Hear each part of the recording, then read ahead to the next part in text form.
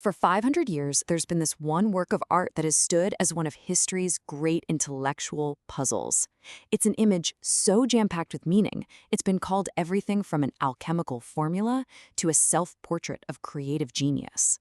But what if the key to the whole thing has been hiding in plain sight all along? Here it is, Albrecht Dürer's 1514 engraving Melancholia I. It's one of the most famous images in all of Western art, and honestly, one of the most baffling. I mean, just look at all the stuff going on. You've got this weird polyhedron, a magic square, tools scattered everywhere, this skinny dog, and right in the middle of it all, this powerful winged figure just brooding. It's a complete storm of complex symbols. And that brings us to the central puzzle. This figure is surrounded by all the instruments of art and science, geometry, architecture, you name it. These are the tools for understanding and creating. And yet she looks completely paralyzed, just sunk in this deep, dark gloom. So why would a figure who represents the absolute peak of human intellect look so totally defeated? Well, the traditional thinking goes something like this. Dürer often sold Melancolia with another one of his engravings, St. Jerome, in his study. So art historians have always seen them as a pair. On the right, you've got St. Jerome, totally at peace, translating the Bible, glowing in the light of divine wisdom. And on the left, you have Melancholia, lost in the frustrating twilight of worldly, secular knowledge. One is serene, the other is tormented. Now, that's a nice contrast for sure, but it doesn't really get to the bottom of her crushing despair, you know? It kind of frames the problem, but it doesn't solve the riddle. To do that, we need to look closer, because the real secret isn't in the overall mood or even in that famous gloomy face. The key is right here, in her hand. It's the compass. This one object, which just looks like another tool in the pile, is what cracks the entire code of this engraving. And this is where a brilliant discovery by art historian Philip Sohm comes in. If you measure the distance between the 2 points of the compass Melancholia is holding, that distance is the exact radius of that perfect sphere at her feet. And I mean perfectly exact.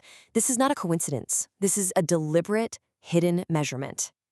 And all of a sudden, this isn't a static portrait of a mood anymore. It's a story. It's a single moment frozen in time. That precise measurement tells us exactly what Melancholia was doing just before she slumped into this despair.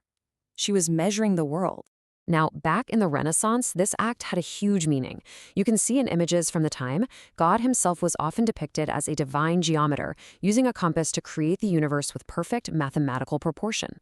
So by measuring that sphere, Melancholia wasn't just doing some geometry. She was imitating God. She was trying to grasp the divine blueprint of the entire cosmos. And this leads us to the real mystery. She's just achieved this incredible feat of human intellect. She has literally measured the world. This should be a moment of triumph, right? A moment of divine inspiration. So why, at this exact moment, is she plunged into despair? Why is her greatest success the very thing that causes her crushing failure? Okay, to understand this, we have to get into the mindset of Dürer's time. There was this powerful idea making the rounds from thinkers like Nicholas of Cusa called learned ignorance. It sounds like a paradox, I know, but the idea is this. The more you learn through human reason and science, the more you become aware of their absolute limits.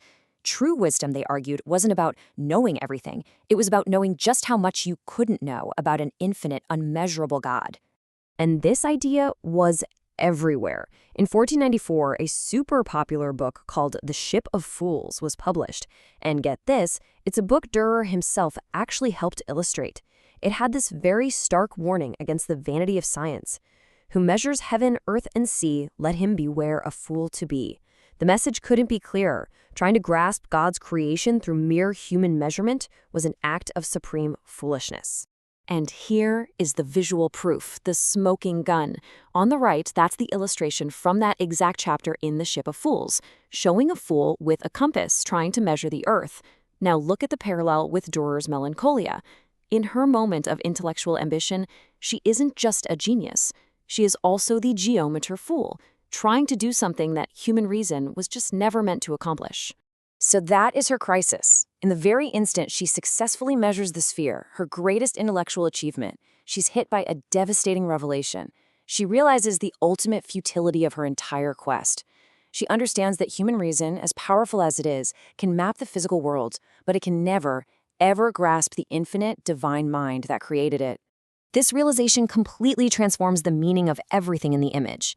The symbols suddenly have this brilliant double meaning, showing her shift from an ambitious geometer to a humbled, enlightened Christian. So look at the latter. Before, it was a path to higher knowledge. Now, it's a symbol of how futile it is to try and climb to heaven. The rainbow she measured is now just an illusion, a beautiful but ungraspable covenant from God. Even the bat, which might have been a demon of inspiration, now becomes a symbol of intellectual blindness. And so we come back to her face. That expression, it's not just sadness or frustration. It's the look of someone who is burdened by a profound and tragic wisdom. It's the face of learned ignorance, the soul-crushing weight of finally understanding the true limits of your own powerful mind. Dürer's masterpiece, it turns out, isn't just a portrait of melancholy. It's a deep meditation on the nature of knowledge itself.